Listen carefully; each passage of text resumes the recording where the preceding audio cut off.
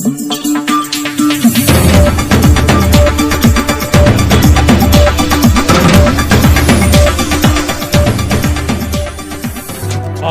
देख रहे हैं JKS न्यूज। नमस्कार, मैं सुशीला नाहटा। खबर पीलीबंगा से है, जहां भारतीय जनता पार्टी प्रदेशाध्यक्ष सतीश पूनिया ने आज पीलीबंगा में जन आक्रोश महासभा को संबोधित किया। इस दौरान पूनिया ने राज्य सरकार को जुगाड़ की सरकार बताते हुए कहा कि राज्य सरकार बिना लाइट और ब्रेक की सरकार है और विधायकों के इस्तीफे वापस पर बोलते हुए पूनिया ने कहा कि कांग्रेस विधायकों ने थूक कर चाटने का काम किया है।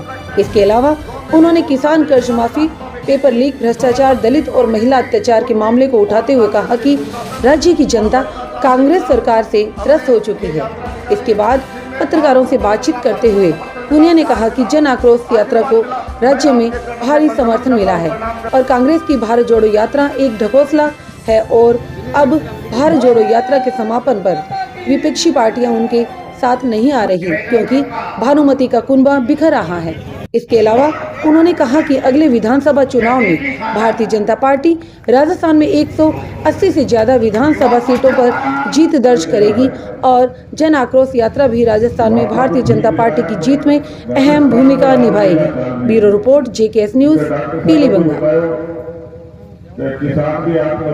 4 वर्षों में कांग्रेस पार्टी का आलाकमान इतना कमज़ोर हो गया कि वो कांग्रेस के विग्रह का कोई समाधान नहीं कर पाया।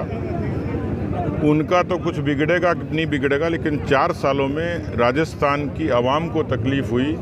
किसान कर्जा माफ़ी के वायदे से तरसता रहा, नौजवान ठगी से रहा, कानून व्यवस्था पूरे तरीके से ध्वस्त हो गई। इसलिए किसी दल में या किसी सरकार में जब अस्थिरता होती है तो उसका नुकसान राजस्थान की आवाम को होता है, वहाँ की आवाम को होता है। मुझे लगता है कि जिस तरीके से कांग्रेस का विग्रह है वही कांग्रेस के पतन का कारण बनेगा। देखिए, अब तो अशोक गहलोत अपने आप को जादूगर कहते हैं, लेकिन कोई भी जादूगर अब कांग्रेस की पतन को नहीं रोक पाएगा। लोग उनके सियासी पाखंड को समझ गए हैं और इसलिए जो बजट में कुछ भी करेंगे लोक लुभावन होगा, लेकिन लोग अब उन कांग्रेस पार्टी के झूठे झांसों में कतई नहीं आने वाले। देखिए, भारत को तो पहले से जुड़ा हुआ है, तोड़ने का काम जिन्होंने किया वही भारत जोड़ने का स्लोगन लेकर निकले, लेकिन बेहतर होता कि वो कांग्रेस को पहले जोड़ लेते, क्योंकि वो विग्रह आज भी बरकरार है। कांग्रेस पार्टी कश्मीर से कन्याकुमारी तक और कच्छ से कामरूप तक नक्शे से गायब होती जा रही है। इसलिए भारत जोड़ो का उनका नारा मुझे लगता है सियासी पाखंड है। भारतीय जनता पार्टी की जन आक्रोश यात्रा ने बहुत अच्छे मुकाम हासिल किया है। 2 करोड़ लोगों तक हम लोग गए हैं, 62,000 सभाएं हम लोगों ने की है, 5 लाख कार्यकर्ता मोटिवेट हुए हैं, 14 लाख समस्याएं आई हैं।